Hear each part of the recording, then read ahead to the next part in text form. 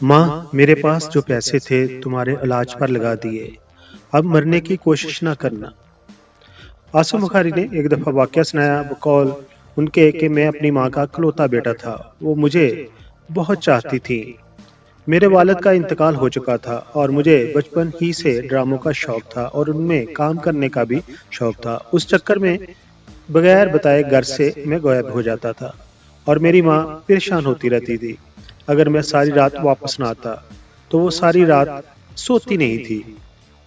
वो बताते हैं कि जिन दिनों तीसरा किनारा में वो काम कर रहे थे उन दिनों उनकी माँ बहुत बीमार हो गई थी।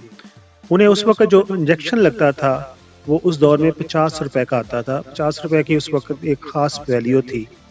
वो बताते हैं कि वो सारी रात शूटिंग कराते और सुबह माँ का इलाज करवाने के लिए उन्हें अस्पताल में ले जाते।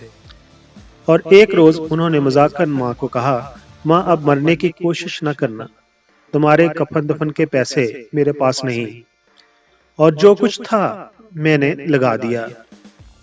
वो कहते हैं कि मेरी माँ सुनकर मुझे अजीब नजरों से देखने लगी।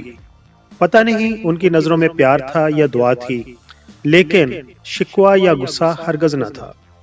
फिर कई सालों बाद अल हमरा में वो अपना ही एक ड्रामा कर रहे थे तो उनकी माँ को उन दिनों फालिज हो गया।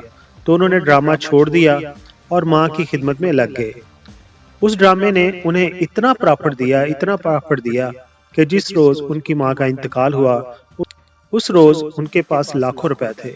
यकीनन जब उन्होंने अपनी माँ से कहा था कि माँ, मेरे पास जो पैसे थे तुम्हारे इलाज पर लगा दिए, अब मरने की कोशिश ना करना क्योंकि मेरे पास कफन दफन के पैसे नहीं। तो उस वक्त उनकी माँ के दिल में यही दुआ उठी होगी कि ऐ अल्लाह मेरे बेटे को कामयाब फरमा, मेरे बेटे को इतना दे कि जब मैं मरूं तो उस वक्त वो लाखों में खेल रहा हो। यकीनन अल्लाह ताला माओं की दुआएं कबूल करता है और हमें अपने वालिदैन का ख्याल रखना चाहिए।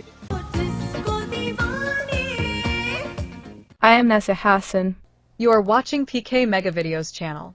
Like and subscribe.